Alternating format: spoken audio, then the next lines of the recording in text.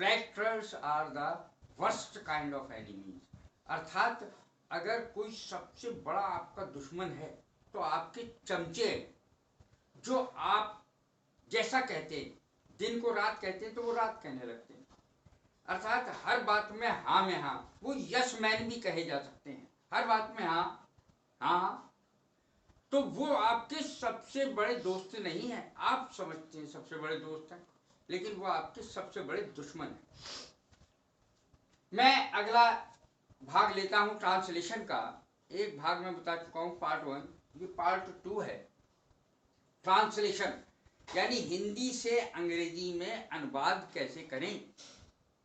तो इसके लिए एक बात जो मैंने नहीं बताई वो सुन लीजिए। टेंस करने जरूरी है, एक्टिव पैसिव जानना जरूरी है।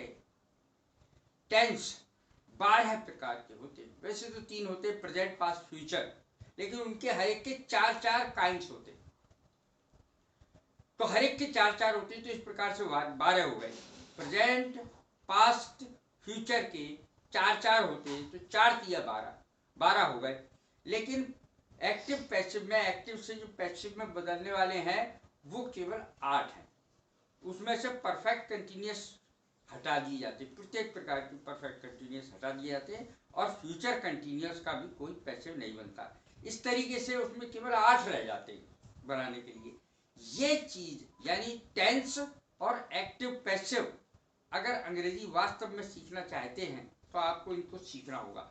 मैंने 12 के बारे बहुत अच्छी तरह बताए हैं, और एक्टिव पैसिव 8 अलग अलग बताए हैं, और ऐसे ही टेंस भी अलग अलग बताए हैं सब।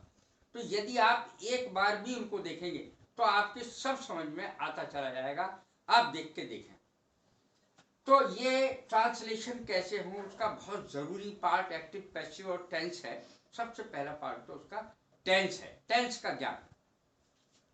आज जो मैंने नियम बताए हैं कुछ ट्रांसलेशन के क्या नियम होते हैं, और कुछ छोटा छोटा करके बताया मैंने, और वीडियोज में बड़ा करके बताया, लेकिन इसमें छोटा छोटा करके बताया है कि किस तरीके से इसका यूज आप करेंगे और क्यों करेंगे। सबसे पहला शब्द लिया मैंने अबाउट टू, जो बहुत ही यूज होता है। मैं जाने वाला हूं, I am about to go. मैं आने वाला हूं, I am about to come. मैं खेलने वाला हूं, I am about to play. इस प्रकार की जो सेंटेंसेस हैं, ये जो बोलने में ये कहीं बहुत आपकी मदद करते हैं।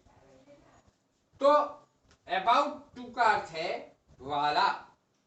ऐसे वाक्यों में वाला शब्द का प्रयोग होगा।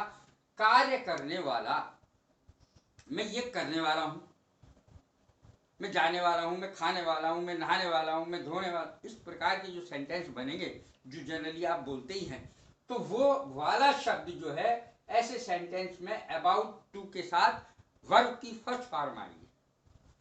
अबाउट टू के साथ वर्ब की फर्स्ट फॉर्म आएगी, याद रखें। और यदि प्रेजेंट में है ये सेंटेंस तो हमेशा इसका या एम का या आर का प्रयोग होगा, और यदि पास्ट में है तो वाज का या वर का प्रयोग होगा।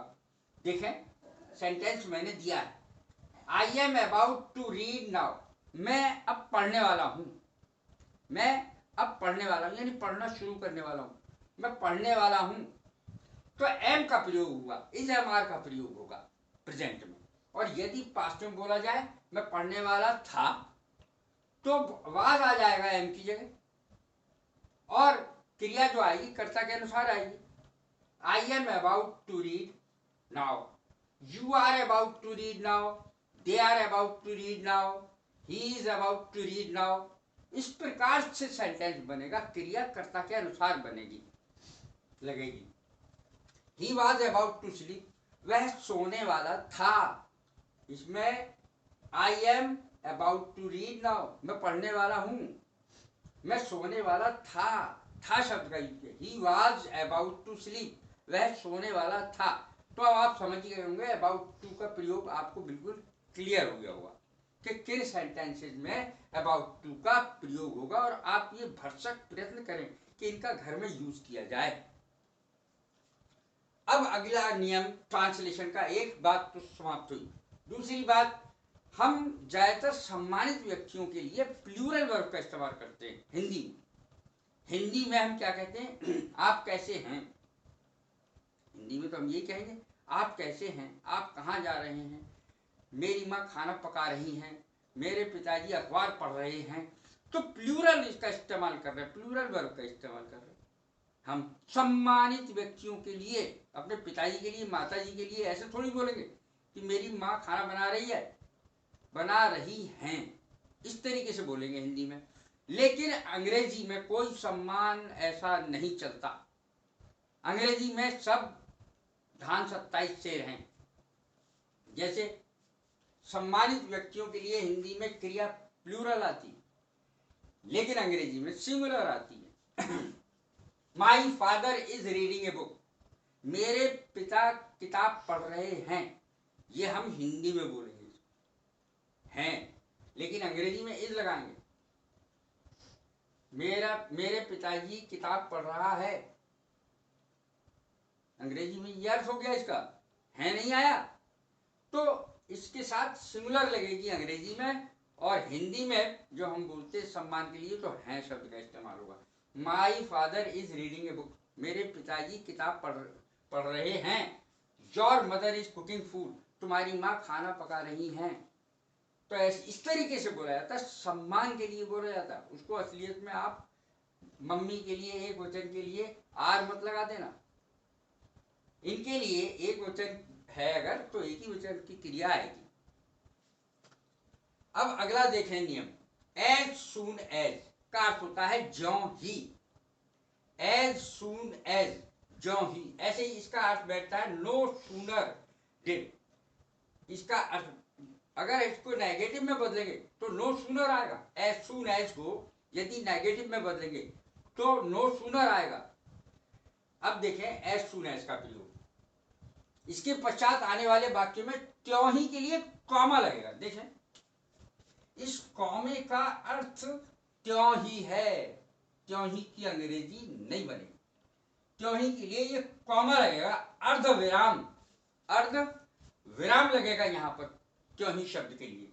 देखें, as soon as he came here, जैसे ही वो यहां आया, ज्यों ही वो यहां आया, त्यों ही वह सो गया।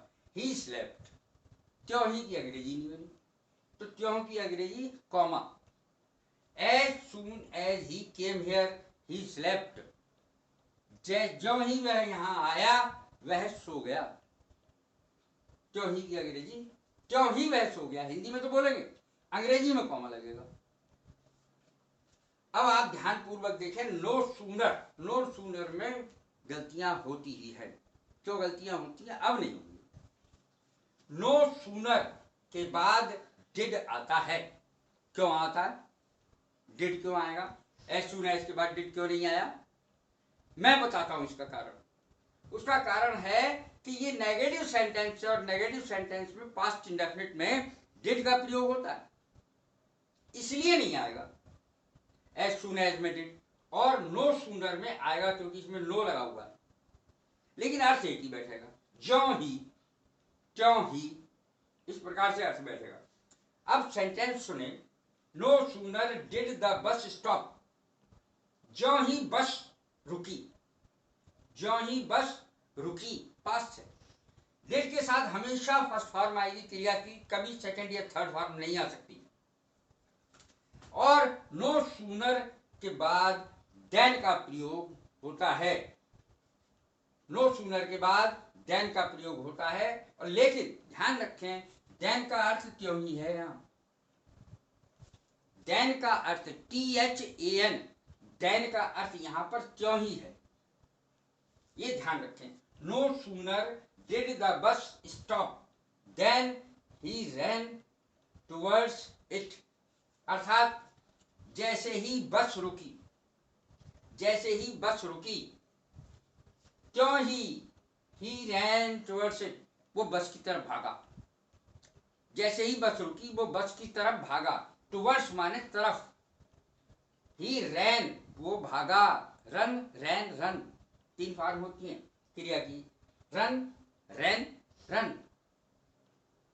रैन टुवर्ड्स इट, बस की तरफ भागा, तो इस प्रकार से बनेगा। यहाँ देन का अर्थ त्यों ही है, ध्यान रखें। अब इसका अब कंपेरेटिव डिग्री में देन का अर्थ बदल गया। देन का अर्थ हो गया अपेक्षाकृत, वहां त्यों ही था, यहां बदल करके अपेक्षाकृत हो गया, देन का ही अर्थ। देखें कंपेरेटिव डिग्री में जब हम तुलना करते, my brother is stronger than I, मेरा भाई मुझसे तगड़ा है। My brother is stronger than I, मजबूत है, तगड़ा है। My brother is stronger than I, मेरा भाई मुझसे तगड़ा है, मेरी अपेक्षाकृत मेरा भाई तगड़ा है। तो इस प्रकार की अंग्रेजी इस तरीके से बनेगी देन लगा करके, और यहां देन का अर्थ हुआ अपेक्षाकृत। अब है ऑल्दो, दो, ऑल्दो या दो, इसके साथ एक और नियम चलता है, और वो है कि इसके बाद कभी भी बट नहीं आ सकता। ऑल्दो के से दूसरा जो सेंटेंस आएगा, ऑल्दो के बाद का सेंटेंस, उसमें कभी भी बट का प्रयोग नहीं होगा, हमेशा यट का प्रयोग होगा, YET, यट का प्रयोग होगा। और यट का अर्थ होता है फिर भी। यट का अर्थ क्या होता है? फिर भी। अब सेंटेंस देखें, दो और ऑल्दो की बैठा है यद्यपि। ऑल्दो और दो का अर्थ एक ही है। ऑल्दो, ALTHOUGH, दो की स्पेलिंग है THOUGH, तो अर्थ एक ही बैठता है, वो है यद्यपि। ऑल्दो ही वर्कड हार्ड, यद्यपि उसने कठिन परिश्रम किया, यट ही फेल्ड, फिर भी वो फेल हो गया। यट ही फेल्ड, फिर भी वो असफल हो गया।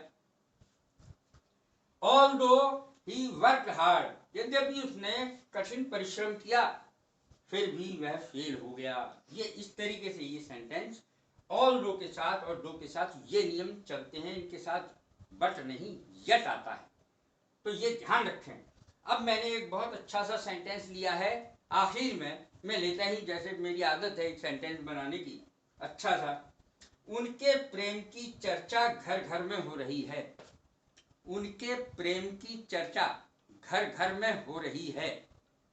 अब इसकी अंग्रेजी क्या बनेगी इस सेंटेंस की? देयर लव, उनका प्रेम, इज बीइंग टॉक्ड अबाउट, बातचीत की जा रही है उनके बारे में।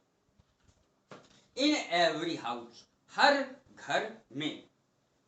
Their love is being talked about, चर्चा हो रही है, talk about, being talked about, चर्चा की जा रही है। Their love is being talked, ये पैसिव में है।